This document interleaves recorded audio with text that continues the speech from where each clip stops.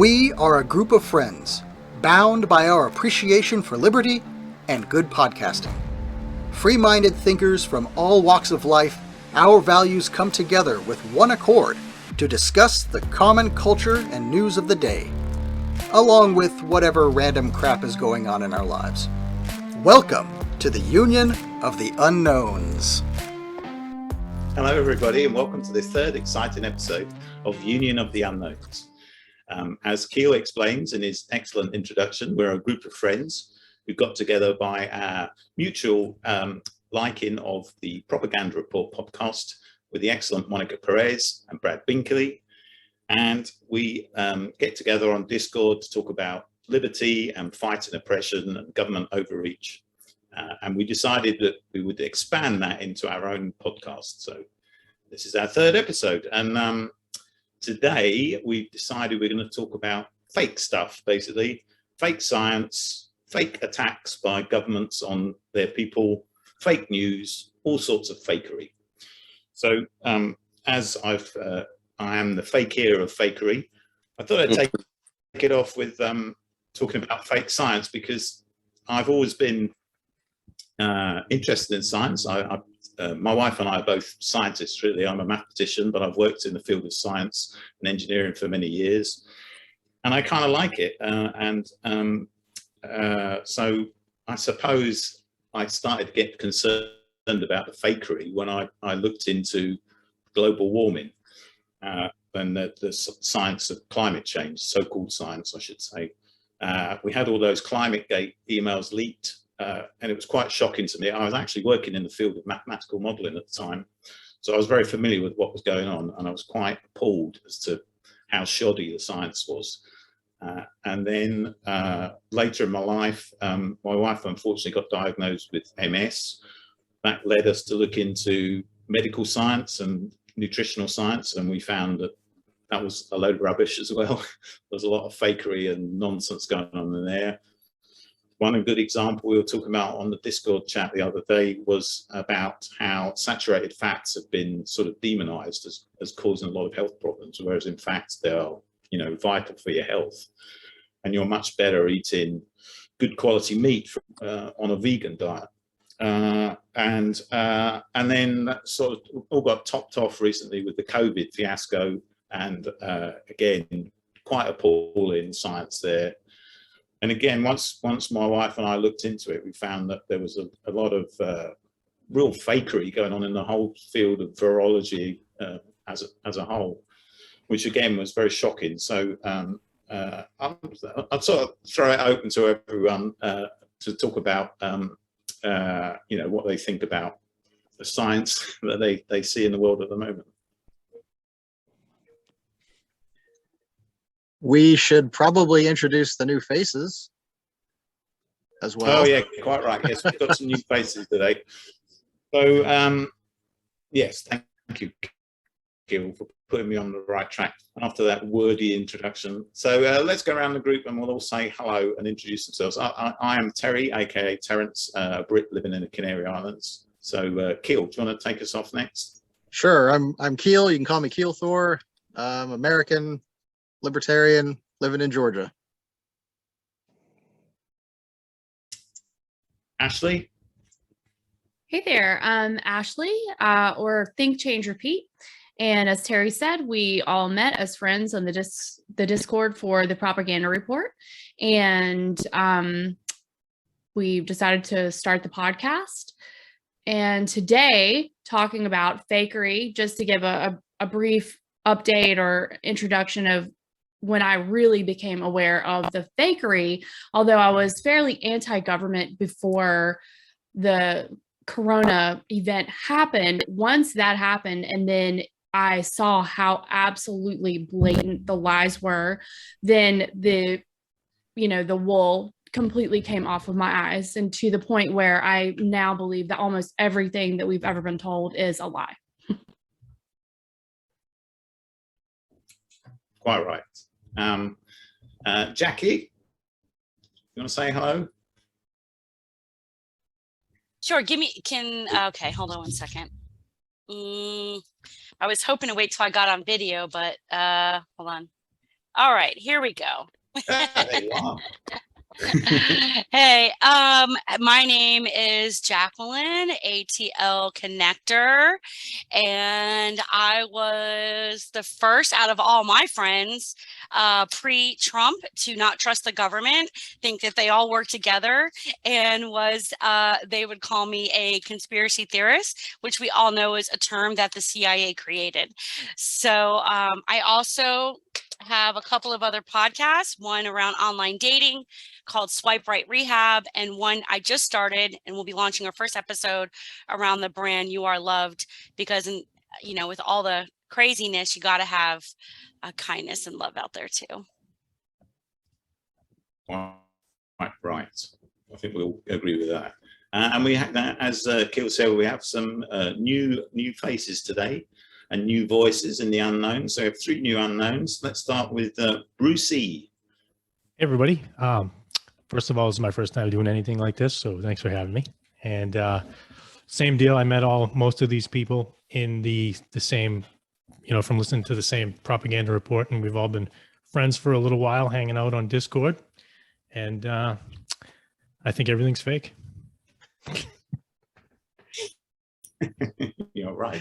Not everything, but what I mean. And next along we have Michael Wilson. Mike. Yes, sir. It's me. My name's Jay Will. I'm just a co-host of a little podcast. I have my boy Big Perm on. He came and he's the one that kind of, let's just say, hit me in the mouth and showed me with this no agenda and all these other podcasts and this media deconstruction. And through this whole COVID thing, I've come to kind of come up with my own ideas and think that it's just lie after lie after lie on things they're telling us, and makes me disbelieve. And now I'm just kind of, let's just say, try to find my own way. And I found myself with you guys, and I'm excited to be here. Glad to have you. Welcome. Nice to have you. And then finally, the legend that is Big Perm, who's got a very appropriate background for our talk about fake news. What's up, everybody? I'm Perm, or Big Perm. I'm like triple vax and quadruple boosted. I believe it all. So, for real though, I'd say I call it woke up in 2017, starting with cryptocurrencies actually, and learning that the Fed's a bunch of bullshit. And then I just started going down the rabbit hole of everything else that is a bunch of bullshit. And I found the Conspiracy Farm with Pat Miletich and Jeffrey Wilson. And then through them, I found Truth or Theory podcast, and they had Monica Perez on as a guest. And that's how I found the propaganda report. And then I met all of you through their Discord, and it's been like 2 years now, I think. We all been hanging out, and I haven't spent New Year's with half of you this past New Year, so that was a good time. All right. Yep. How did we end up with this sad state of affairs, eh? So how did we end up awash with all this fakery in the world? Does anyone want to pitch in with their ideas? I mean, we seem to be in a real mess with fake stuff everywhere. I think we skipped Toons. No, it's okay. I'll hop in on that. Oh, it's good. It's Sorry, okay, he's it's okay, it's popped okay. up at the end there. My It's okay, it's Toons, okay. my screen isn't big enough. No worries. This is Toons from the free state of New Hampshire, and I have a similar waking up story as you, Terry. I was always somewhat skeptical of the climate change story, and even throughout my life, like I'm 30 years old. I've gone through the hole in the ozone layer over Australia, which has allegedly band-aided over. I haven't heard about that in 20 years. The ice caps are melting. We're all gonna burn alive in 8 years from now, according to AOC. And I haven't seen any difference. It gets hot in July. Still gets hot in July. Yeah. That kind of opened my eyes to maybe the experts aren't really experts. Maybe they're kind of full of shit. Like my eyes are telling me that it's not really getting warmer. It's so hot in the summer. It's so cold in the winter. It's kind of tough to call it global warming when you get 9 feet of snow. I don't know, what was that, 4 or 5 years ago, Bruce?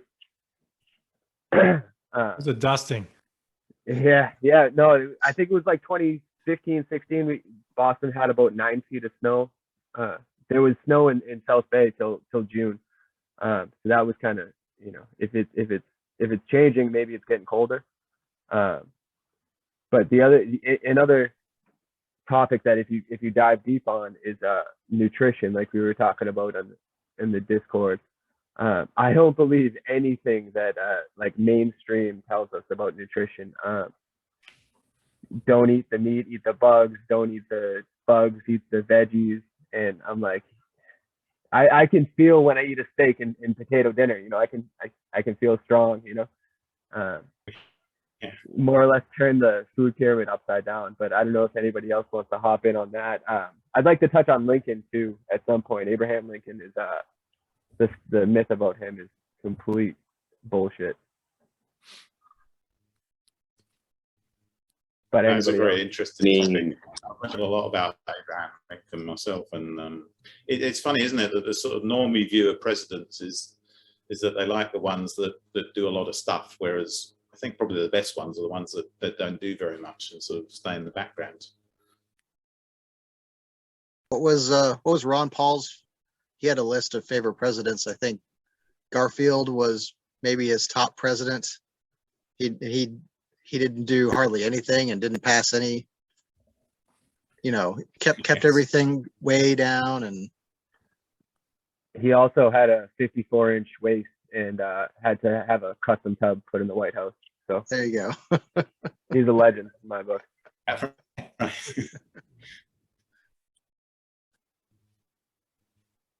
I think Coolidge actually comes out quite well for doing nothing as well, doesn't he?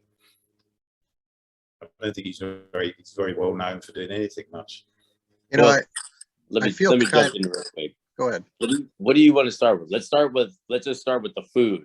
Let's just start on that topic. So like with the food and the processing of food, you know, the whole GMO and the whole like the inbreeding to make the chickens bigger and the cattle bigger, and they do all this science stuff. Is that technically modified? Is that fake? Or are we talking about the RBST that they're jabbing in these cows to spit out more milk? Or, you know what I mean? There's so much modification that we've done to our food throughout time, you know what I'm saying? Like we have nectarine grapes, or we have cosmic apples, or all this crazy stuff. Is that bad? Or you know what I mean? Like, can I get someone's take on how do you feel about, do we give it roids to make it bigger, or do we just take the best of the best and force it to be bigger? I mean, what is there a wrong between the two of those? I don't know. Yeah, I was going to say, I don't know, but genetically modified foods is when they split certain DNAs or genes and bring it together to make it more resistant to like certain bugs and stuff like that. But if you look at the difference between us and like a monkey, it's like two completely different mammals. You know what I mean? So I don't know that I want my food to go through that same process or for its genes or DNA to be modified. So I try to stay away from that as much as I possibly can. The only reason I push back on that is like carrots used to be like this big, and now they're like this big because we took the bigger. You know what I mean? All we did was take we take the two big cows, or, you know, the two superior of whatever, and put it together to make a better, you know, lineage. But I'm like, if we have to use a little bit of hormone juice, you know what I'm saying, to make it a little bigger, is it that bad? I mean, to make this cow from 900 pounds to 1,200 pounds, you give it a little HGH, and it could serve, you know what I'm saying, X amount of people more. Is it really that bad? Or do we need to cut the beef off? You know what I'm saying? Versus shutting down the farm, the agricultural, you know, because I know I'm trying to tie two topics into one, but I'm hearing around that they're trying to shut down farmers and all that stuff. And I don't know what they're trying to do. do we need to increase the production?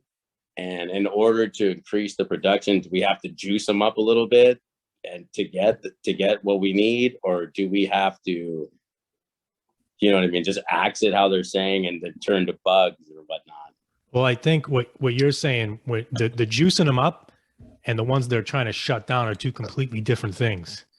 The ones that they're juicing up are the ones where you get your shit in the grocery store. They're trying to shut down like real farms, like real shit. Like they ain't juicing anybody up.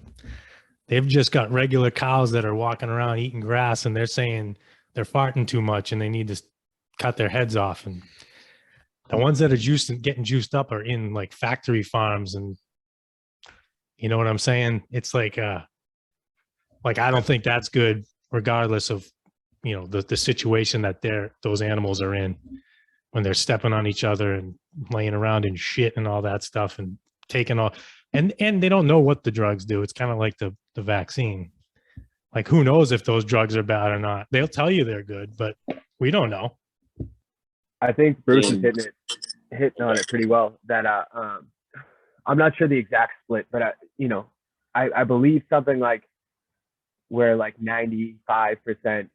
It's like 5% agriculture, 95% not agriculture in America. And you go back 200 years and it's 80-20 agriculture to not agriculture. And I think with modern technology we can find a balance in between. But the issue in my head, I'm a idiot construction worker. What do I know?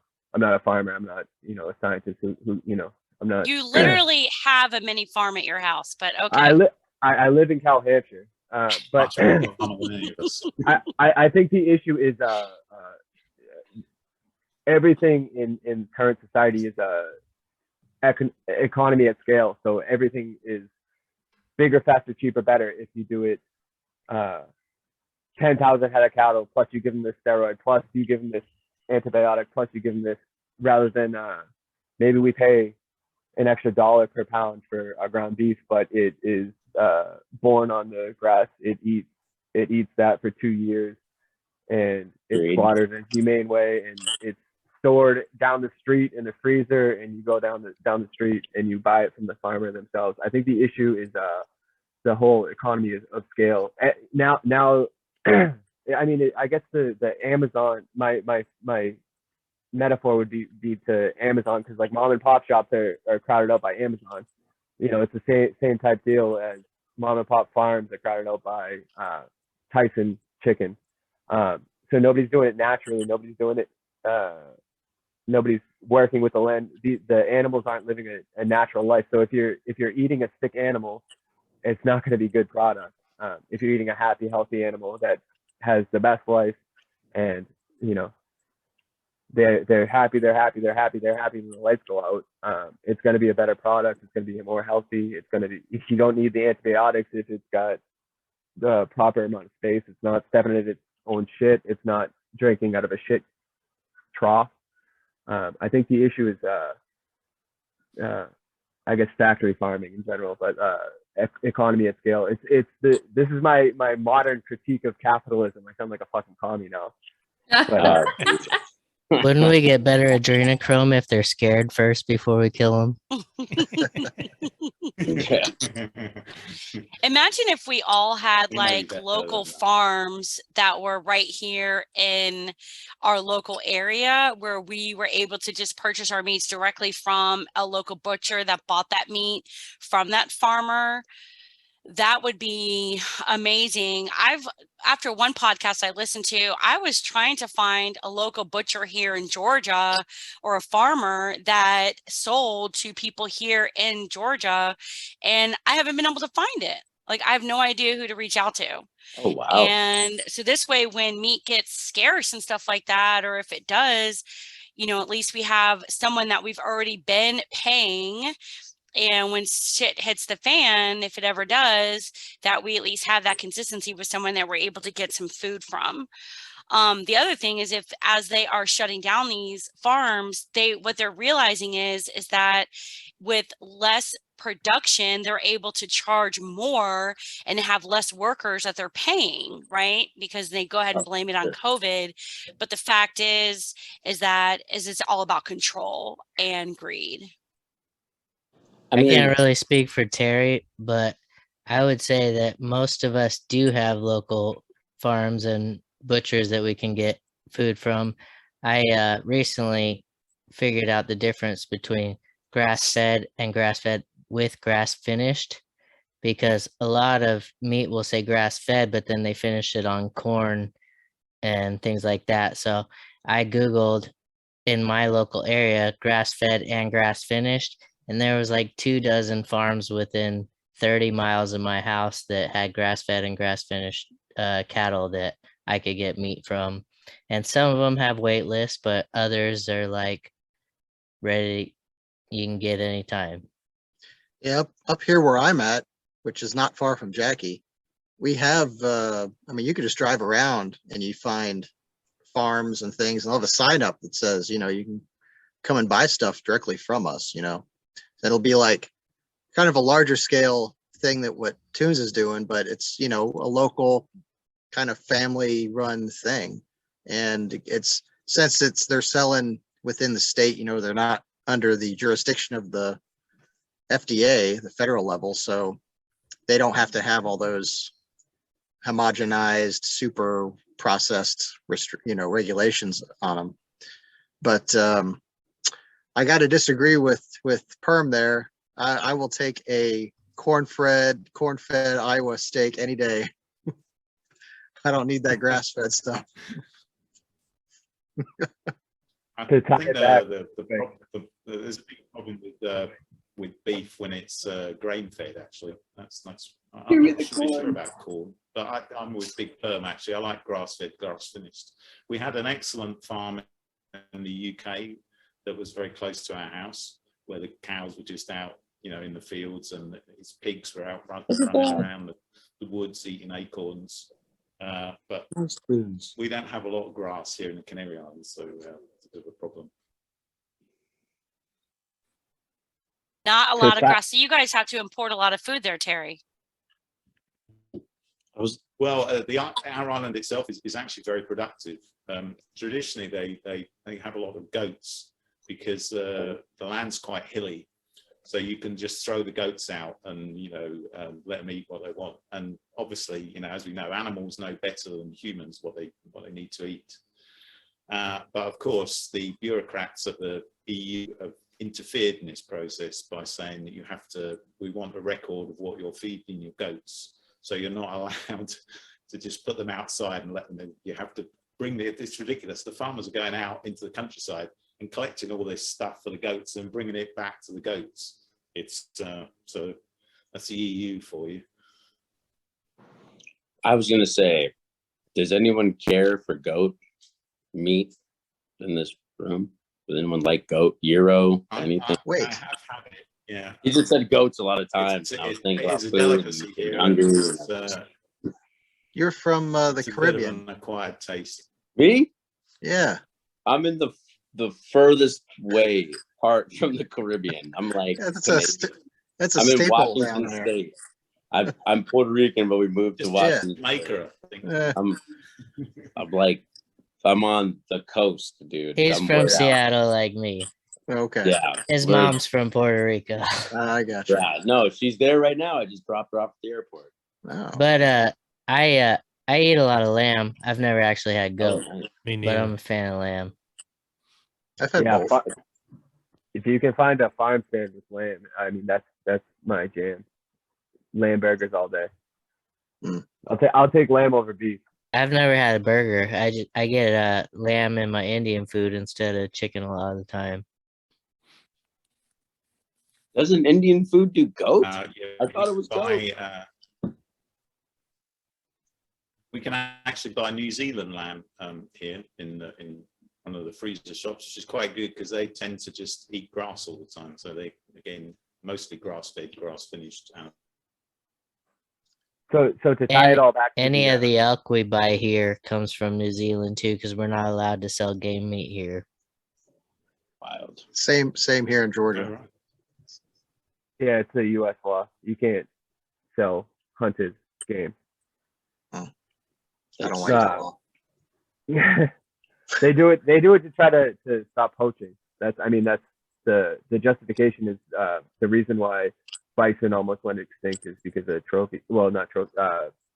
hunters would kill the bison for their hide. Market hunting. Market hunting. Thank you, Perm. Thank you. That was good. To tie it back to your original question real quick, you were asking if we need to jab, and there's all these sources of meat that live naturally. Like Terry said, the goats on the countryside, or if we go to the family farm that's on 10 acres and they rotate 4 or 5 cows. That's how the animal's supposed to live. It's not in a warehouse stepping over, its sister and its brother and a big pile of shit. I think the solution to this issue is, more small scale farming and more farm stands and less factory farm and less grocery store meat. Because if you pack a warehouse full of 10,000 chickens, who knows if there's 100 chickens dead in the corner. And that's why they have to give them the antibiotics, and that's why they have to give them the hormones and X, Y, and Z. If they're out on the pasture and they have plenty of room to roam, they're going to live a natural life and they're going to be a healthy animal. And if you're eating a healthy animal, you're going to eat healthy meat. That's my synopsis of your original question. Yeah, and I wanted to chime in and just say that I think it is, like so many of these things, a multi-pronged issue.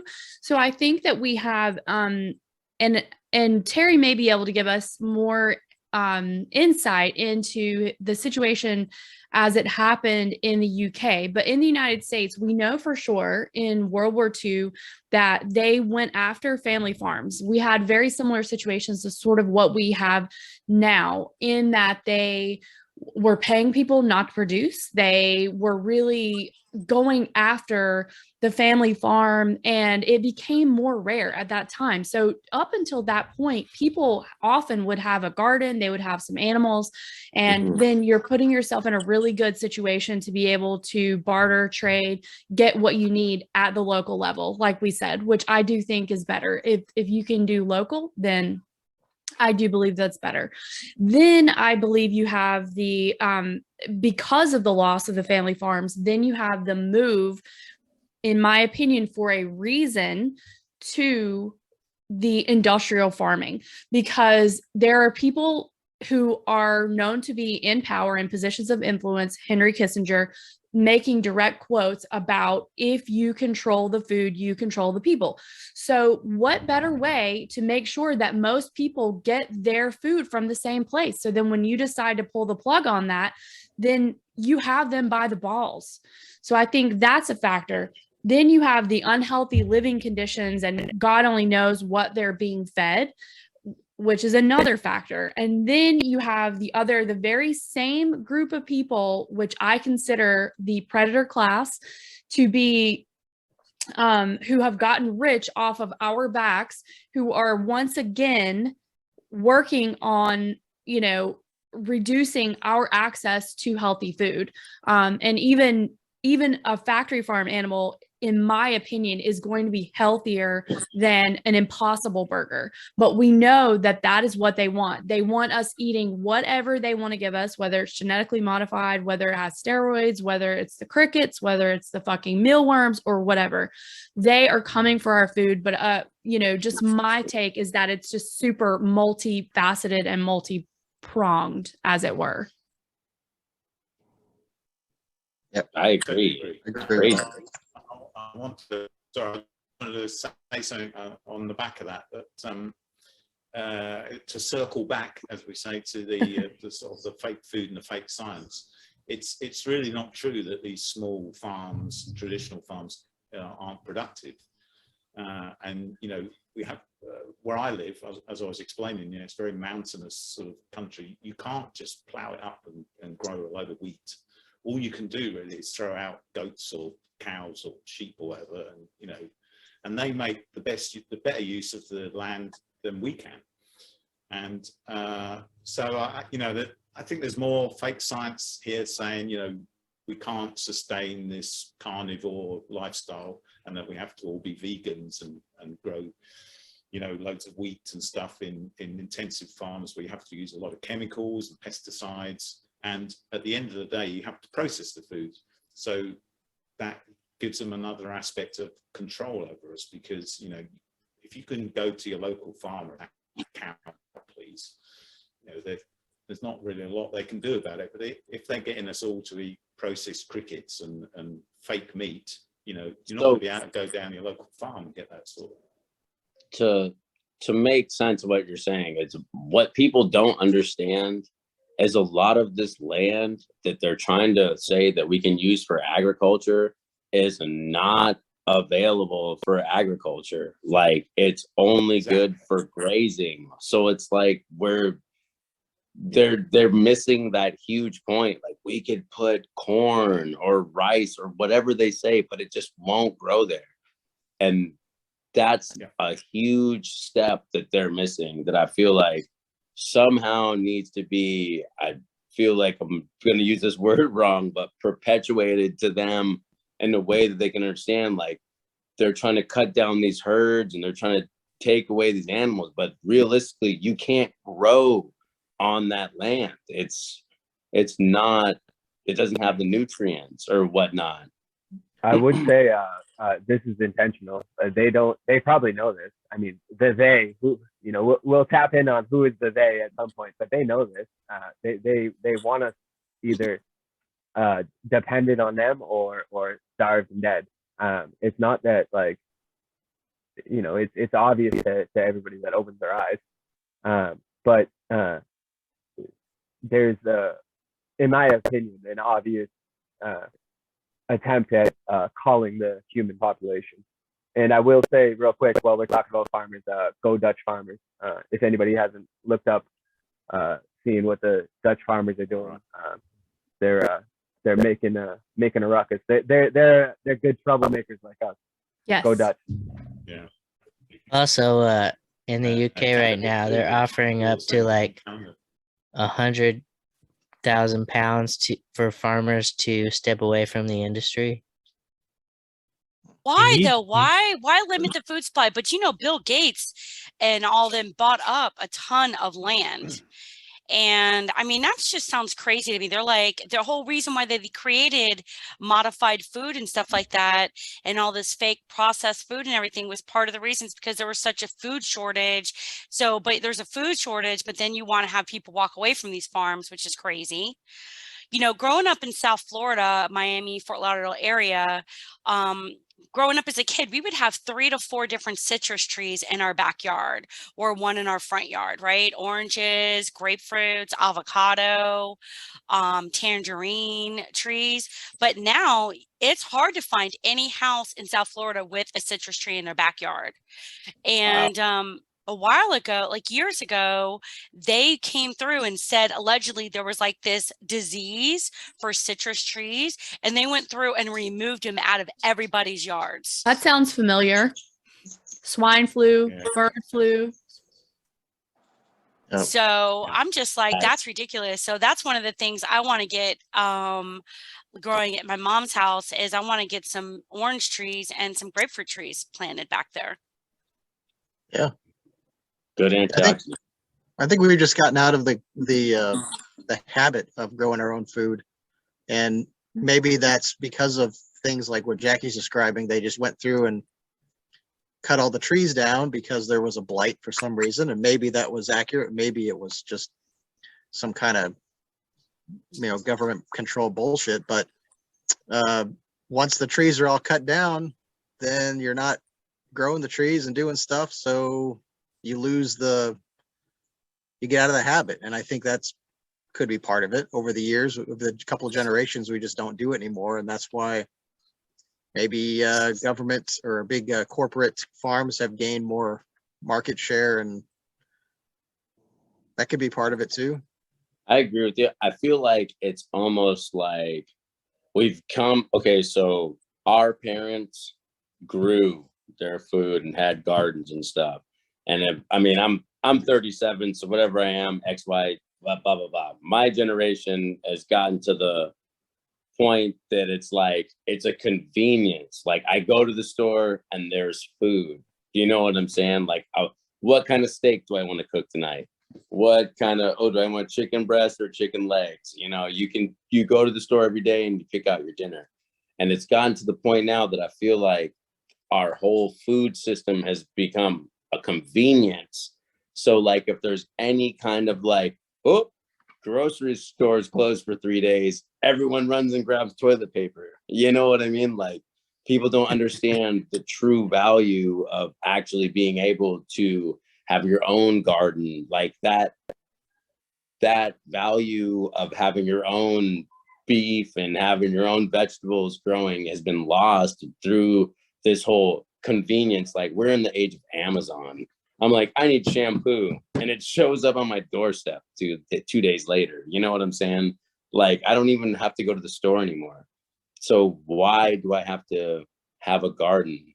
You know, and that mentality I feel like has been, the homegrown aspect is being driven out to make us dependent on the machine, the freaking media, not the media, but the whole system of the grocery store. And we're so dependent on that versus being like, oh, everything's gone, we'll be able to survive. You know, the number one thing that would destroy us is turn the water off.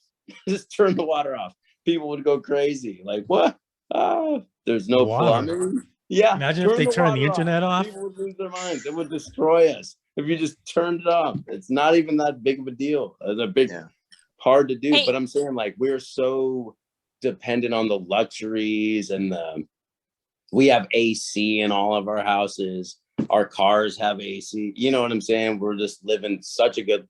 Oh, what do you want? Prime rib? I'll just roll down 5 minutes away and pick up a prime rib. You know, it doesn't matter. It's just whatever you want. So I feel like we've grown away from the times where it was like, we don't grow this squash, we're not going to eat. Yeah. Kind of. Terry, what was there was like something else around science and stuff like that you wanted to talk about before we wrap up here in about 15, 20 minutes? Well, I don't know if anyone wants to pitch in on the fake science stuff, because there's quite a lot of fake science going on with COVID. As you all know, I could talk about COVID until the cows come home. So maybe we don't. Well, what do you think about the whole the other monkey stuff? Let's monkeying around. You know, that's starting to come more and more, right? What are your thoughts on that? I suspect most of the cases are vaccine reactions, actually. I haven't looked into it terribly closely, but it wouldn't surprise me in the least, because with more conventional vaccines, you do often get some reactions like that of, you know, and they say it's, you know, latent viruses coming back, shingles, for example. The whole problem with it's a bit like COVID, really. The monkeypox thing, it's a very broad list of symptoms. You know, you've got sort of spots on your body, and you've got a fever, and you know, there could be any number of things, and they just happen to sort of say, oh, this is monkeypox, using a fake test, presumably, like the PCR test. So I don't give it much credence. And you know, the fact is that even on the cases they claim for monkeypox, you know, 95% are amongst homosexual men who've had quite a number of partners. So, you know, it's something they don't like to talk about because it's not politically correct, but that's the fact of the matter, you know. So it's a disease, if it is a disease, that's affecting a very small particular segment of society. So it's not really going to be a problem for us. Also, some of the people that have been vaccinated for monkeypox are also getting monkeypox. Thank you. They want to know what's going on. And that is also a familiar story.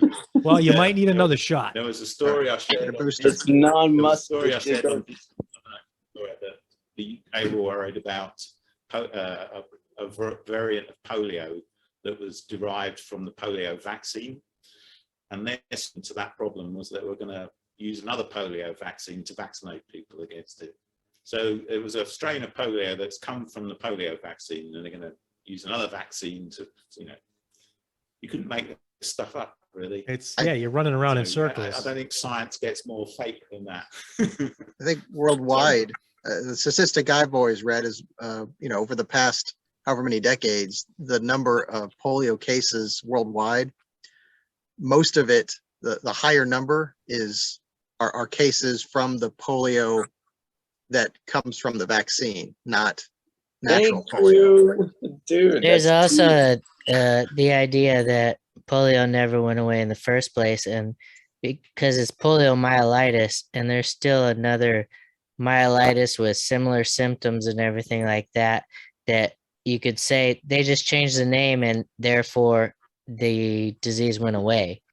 If you change the name of, let's say, herpes, nobody's ever going to have herpes again because you changed the name. Or if you change the name of vaccination, or anti-vaxxer, or whatever you want to call it. Yeah, you just keep changing shit. It can go your way no matter what. Many definitions. Thank you. You can't lose. You can't lose. We're living in 1984. I mean, up is down. Freedom is slavery. It is. We've always had monkeypox. Have we? Is that why they have a vaccine for it? Alternate war with monkeypox. I mean, that's an accurate statement. Monkeypox has been around for a long time. I mean, it's not like it was just suddenly appeared. I don't want to go off topic too much, but where did chickenpox go? What happened to chickenpox? They created a vaccine for it. Yeah. Is it really and then herpes? It turned to monkeypox. We couldn't even get an intermediate step. Is it really? From chicken to monkey. Like we can't have like sheep pox. I mean, so if you get the chicken pox, and that means you're going to test positive for herpes. Chickenpox and shingles are both like a version of herpes. Part of the herpes zoster family, right? Is that right, Terry? Please. Herpes zoster, I believe. I got shingles and they gave really me herpes medication for it. Shingles is an example of what Big Perm was talking about because it's effectively identical to chickenpox, but they tell you you've got shingles if you've been vaccinated against chickenpox. I heard shingles was pretty rough. Yeah. I didn't get it very bad. My brother had it. He had a big rash around his abdomen. He said it was really painful. Made my nipples very sensitive. I'm sure you appreciated that when your wife was sucking on them. I was going, Jesus. Jesus. Who brought this chick? My wife. I know. Once in a while. And I haven't even been drinking today either. I had the chicken pox. I got the chicken pox twice as a kid, and they were both mild cases. So twice. How does that work? As a kid, because they were mild. My friend got chicken pox. All of my mom and the friends would be like, "We're all going to Johnny's house." Yeah, I was there. Yeah, chicken pox, and it'd be like a chicken pox party. I was at that party. So we would. Hey, Will, we might have got it together, to be honest.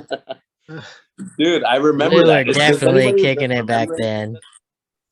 That was the way you used to handle it. That's how you would get, you'd get it over when you're a child because it's not as bad as if you got it as an adult, and that's common knowledge, and that's how we'd handle those things. We don't have to have a chickenpox vaccine, which is what is the part of the standard childhood vaccine schedule now. Thank you. And I don't know why we need it. Is there any reason to vaccinate against something that's not gonna harm you other than just being uncomfortable for a week or so? No, I don't know. I would say that there's, at this point, from what I've seen, there's no reason to vaccinate. I'm getting at it all. Period. Down. No. There's a good amount of information out there that it is a scam, starting from smallpox to polio, all the way down the line. There's a lot of evidence out there about that. And then I just saw another blip that's worth pursuing that was saying basically in, I believe it was Vietnam, that autism was not even a thing until Bill and Melinda Gates Foundation set up camp there and started their vaccine trials on children. And they are absolute predators because they do go for poor children in places that nobody would care. Africa, Asia, India. Let me tell you, I had to take my boy to get his shots on Wednesday, and it fucking broke my heart the entire time. And Worse than the Did you circumcision. dictate He what was a shots they were going to savage. give him and not? Did you dictate which shots they were going to give him and not? I don't get that choice. Oh, The wife's a normie, so I pick and choose my fights. They didn't get the COVID vaxes, and that was a win for me. okay. Maybe we can hop Same in here. on next episode on that topic. Plus the culture of I'm afraid of the air, which is pretty old to me. I'm pretty sick of people saying I sneezed and I can't work for 2 weeks. But it's along the same lines of fake science. I'm scared of the air. Well, you notice how the flu went away once we got the vid. You know what I mean? Yep. They don't talk I about guess all anybody of talking those- about how they get the flu anymore. It's always the vid now. I just read Yeah, that it's coming back with a vengeance, and it's very bad Oh, news no. for the children. It's pissed off because it's been ignored for the last couple of years. Yeah. What do you expect? Sure. I say we protest. The fucking flu matters. Flu matters. I was going to ask Terry, as far as the fake science, and maybe we do need to just do another episode on that to really delve in. But I wanted to ask you, what were some of the big points that you thought were the most egregious or the most interesting about the fake science? And I know you had said the climate change for sure, the hoax that is, but there's also been a ton, obviously, when they used the fake science, their fake projections or whatever it is that Neil Ferguson did that really got the ball rolling. Yeah, to be honest, I'm kind of a curious person, so I do look into a lot of things quite deeply. And I have to say that pretty much every area of science that I've looked into in any depth has turned out to be full of fakery and fraud. We were talking about the food earlier on and that goes right back to the 50s in the US when a guy called Ansel Keys did this fake study on different countries to try. He wanted to prove that fat was bad for you.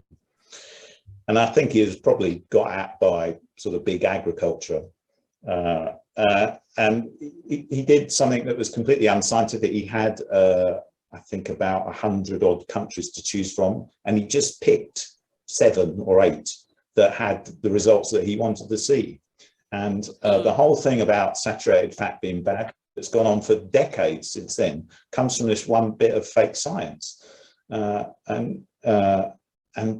Fraud is just rampant in science these days. It's worse than ever. There was a paper that came out recently, a scientific paper, which was arguing that most of scientific research published is wrong. Not necessarily even fraudulent, but just they've made statistical errors or they've come from the wrong assumptions. So very little you can see in science now can be relied upon. And it's a terrible state of affairs. And obviously there's a lot of corruption.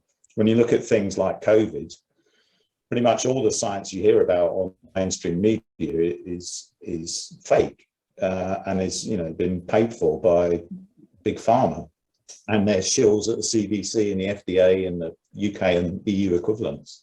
So I'm not quite sure how we ended up in such a situation. But sorry, the people. I don't know.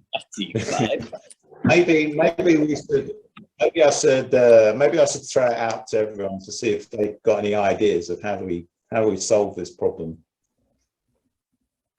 I think the solution is to let people make the decision for themselves, whether they want to support, the scientific study that CNN is reporting or their own research or whatever. I think people rush out and they want to make a law about it. They say, COVID is rampant and crazy. We should lock everything down. Like, well, if you want to lock yourself down, I think that's fine, but I don't think everybody needs to do that. And I think when the dust settles, then we'll kind of have a better idea of what's real and what's not. But the big problem in my mind is trying to regulate this shit based on, if you look at eggs, every year they say they're bad for you, but then they're not bad for you. And the size of drinks at your fast food restaurants are regulated. We just need to dump all that stuff and let people make up their own damn mind. And the people that eat too much sugar and eat too much fat is, it's probably not as bad for you as they say it is, but if you want to go blow it out, go ahead, and you'll end up with a bunch of heart disease or whatever it is. And but the next guy may not, who knows? But it's ridiculous to try to, make a set of rules about it that you're going to enforce with a police officer. That's terrible. Agree. Who wants to go I next? agree with you. I think a lot of it Go ahead, man. comes down to I think a lot of it comes down to unwanted government intervention.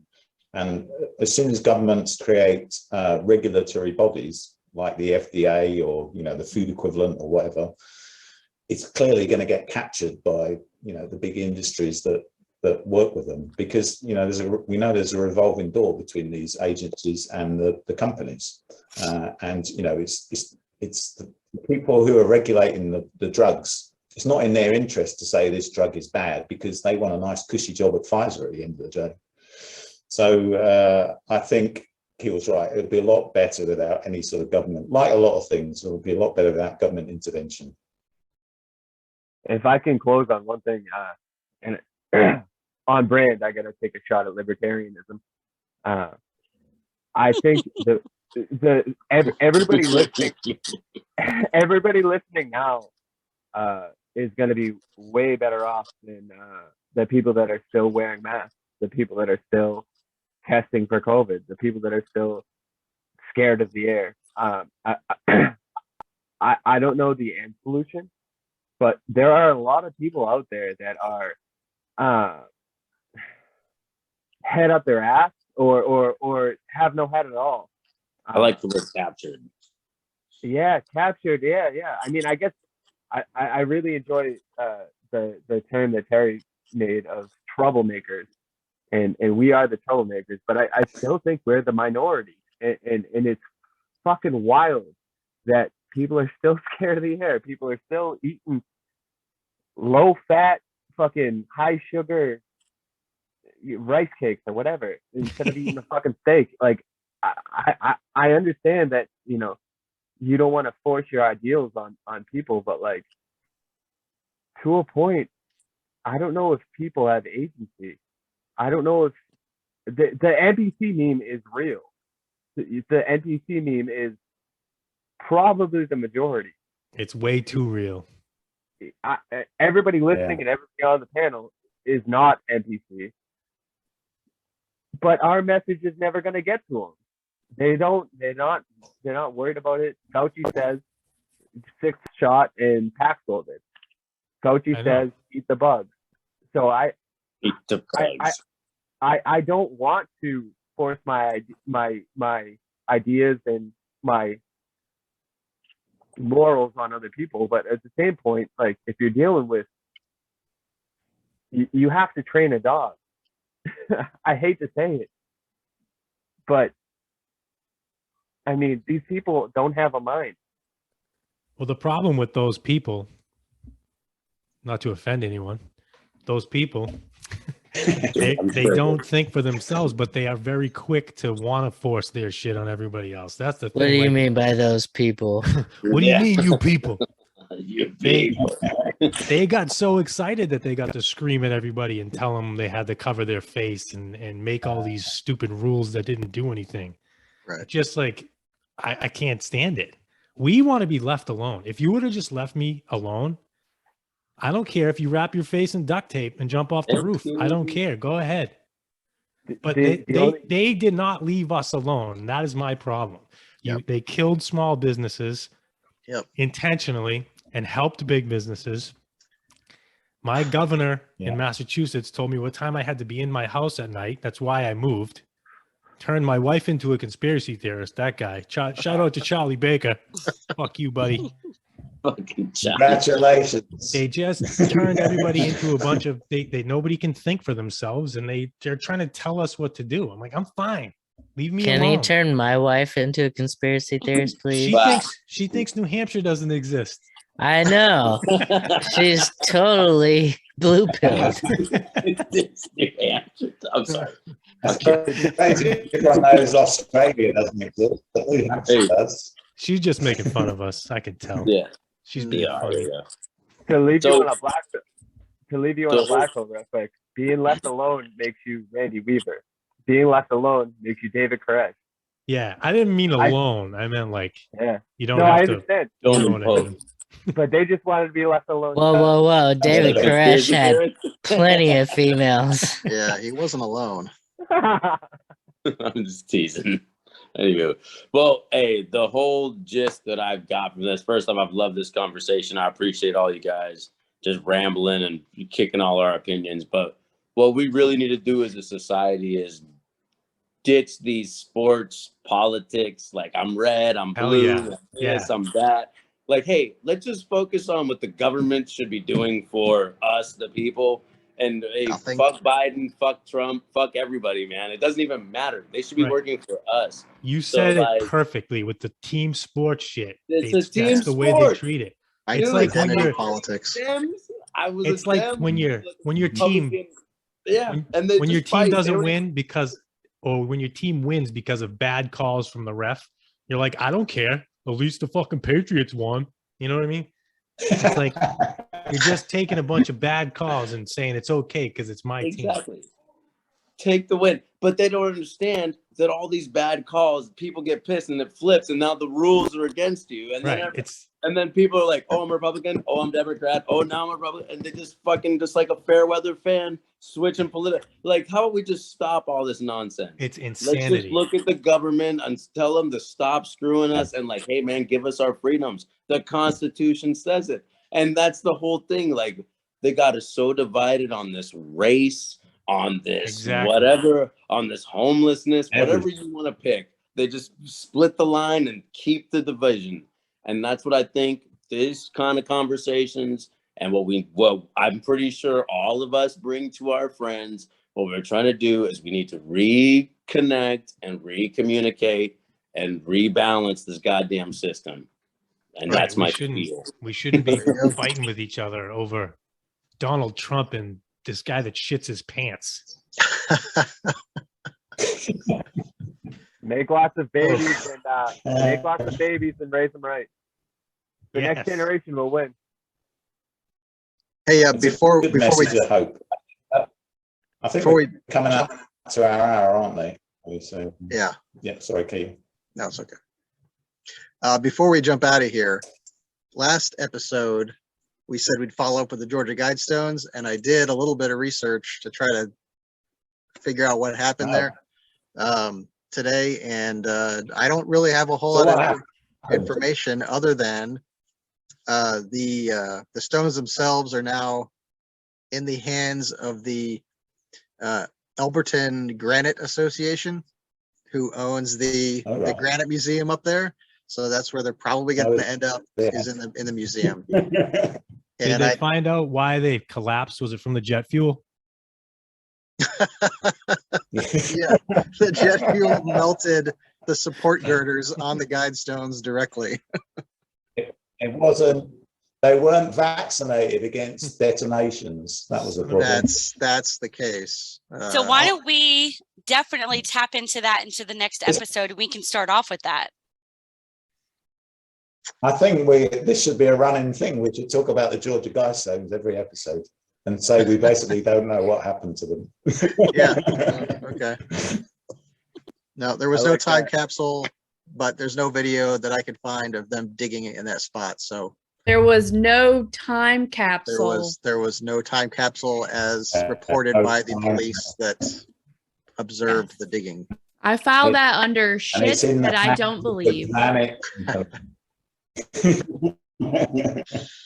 All right, you guys. Do you guys want to just share any one last thing? Make it quick, and if you have another podcast, whatever, you want to share one last thing.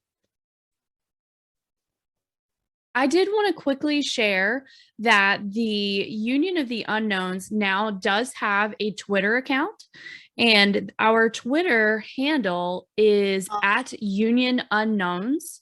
Again, that is at Union Unknowns. You can find us there. I'm currently running it, but I'm not opposed to us switching that up. I actually am really a loser on Twitter. I don't garner very many followers. I don't have catchy commentary. So that is certainly open for discussion, but we do have that. We also have an email address, which is unionoftheunknowns@gmail.com. And then we also have created a phone number, and we're potentially going to have maybe a call-in option or a voicemail question option at some point in the future. So I just wanted to put our contact information out there where we can be reached, and feel free to do so if you are listening. We would love to have the interaction from you to sort of grow and figure this thing out a little bit more. And that's all for me. Great. Awesome. So, I mean, I guess I'll go second. Looking forward to the time when we get.